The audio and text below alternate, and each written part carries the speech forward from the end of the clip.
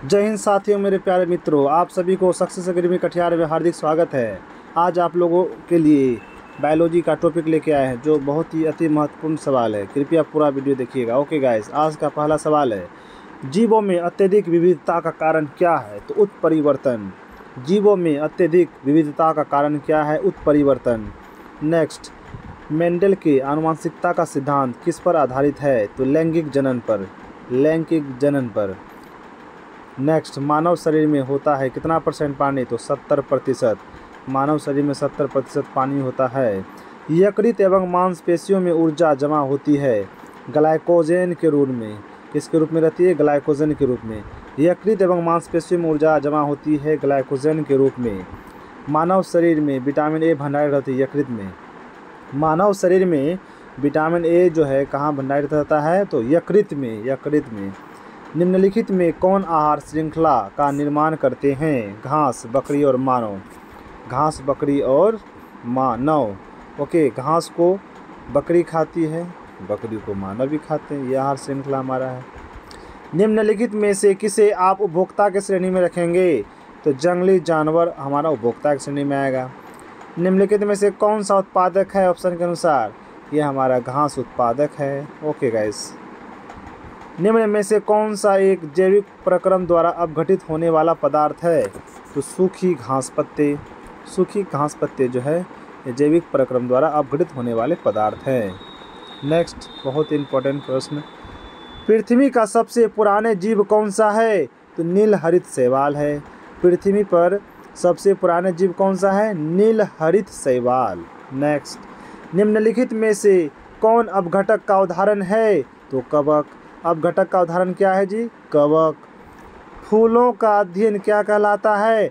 Anthology. तो अध्ययन के बारे में थोड़ा सा जान लीजिए। फूलों का अध्ययन एंथोलॉजी। अगर आपसे बोले कि बताइए मधुमक्खी पालन का अध्ययन क्या कहते हैं? तो एपीकल्चर। मधुमक्खी पालन के अध्ययन को एपीकल्चर। रेशम कीट पालन को क्या कहते हैं? तो सेरीकल्चर। मत्स्य पालन के अध्ययन को क्या कहते हैं? तो पीसीकल्चर। मत्स्य पालन का अध्ययन क्या कहते हैं जी? पीसीकल्चर। कवकों का अध्ययन क्या कहते हैं? माइकोलॉजी। कवकों का अध्ययन माइकोलॉजी। ओके, और शैवालों का अध्ययन को क्या कहते हैं? फाइकोलॉजी। शैवालों का अध्ययन को क्या कहते हैं? फाइकोलॉजी। अगर आपसे पूछे सर्पों का अध्ययन, तो सर्पों का अध्ययन है ऑफ्यूलॉजी। अगर सांप किसी को डसता है तो वह व्यक्ति ऑफ हो जाता है, मतलब वो मर जाता है, तो उसे कहता है ऑफ्यूलॉजी। सर्पों का अध्ययन ऑफ्यूलॉजी। वृक्षों एवं झाड़ियों का अध्ययन डेंड्रोलॉजी। वृक्षों एवं झाड़ियों का अध्ययन क्या होता है? डेंड्रोलॉजी। ओके गाइस, छिपकलियों का अध्ययन क्या है? तो सोरोलॉजी। छिपकलियों का अध्ययन क्या है? सोरोलॉजी। तो ये हमारे कुछ जीव विज्ञान के महत्वपूर्ण शाखाएं के अध्ययन का नाम था। तो और आगे हम लोग बढ़ते हैं। निम्न में से कौन सा एक जैव और नवीनीकरणीय पदार्थ है? तो डीडीटी। मृत शरीर को पचाने वाले जीव को क्या कहते हैं? तो अपघटक जीव। मृत शरीर को पचाने वाले जीव को क्या कहते हैं? अपघटक जीव। वैसे जीव जो पौधे एवं जंतु दोनों का भक्षण करते हैं क्या सर्वभक्षी। पौधे और जंतु जो दोनों भक्षण करता है उसे सर्वभक्षी कहते हैं। जीवाणु एवं कवक क्या कहलाते हैं? तो अपघटक। जीवाणु कवक अपघटक कहलाते हैं। सौर ऊर्जा जीव मंडल में निम्न में से किसके द्वारा प्रवेश करती है? तो हरे पौधे के द्वारा। किसके द्वारा? हरे पौधे के द्वारा।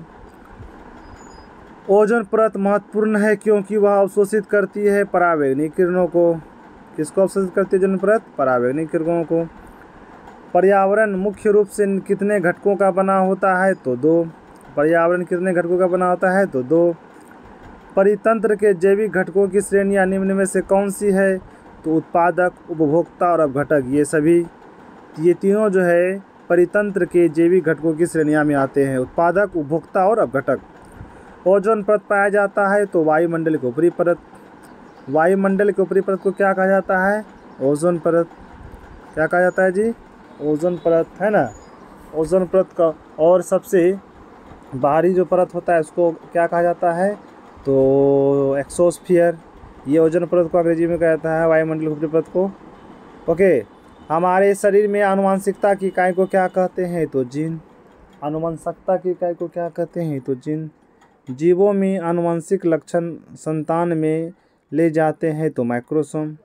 जीवों में आनुवंशिक लक्षण संतान में ले जाते हैं माइक्रोसोम। निम्नलिखित में से कौन से सूक्ष्म जीव जैव उर्वरक के रूप में प्रयोग होता है? तो साइनोबैक्टीरिया। निम्नलिखित में से कौन से जीव जैव उर्वरक के रूप में प्रयोग करते हैं? तो साइनोबैक्टीरिया। 2,4-D क्या है? एक खरपतवारनाशी। बहुत ही महत्वपूर्ण प्रश्न है। 2,4-D क्या है? एक खरपतवारनाशी। ओके गाइस, अगर वीडियो अच्छा लगे तो लाइक करें, चैनल सब्सक्राइब करें और बेल आइकन का बटन जरूर दबा दें। Okay bye.